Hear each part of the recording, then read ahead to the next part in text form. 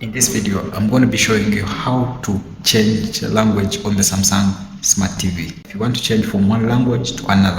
So get the Samsung Smart TV remote, press the home button so that you have this display.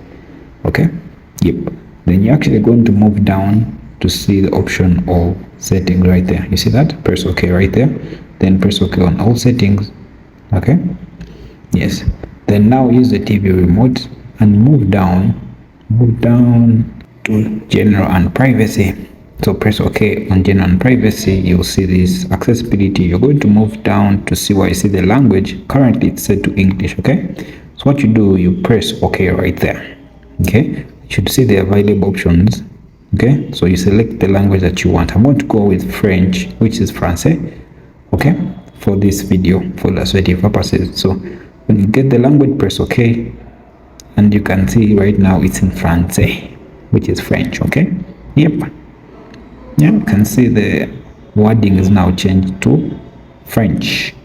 And that's it. That's how you change the language on the Samsung Smart TV. You see that? Yep.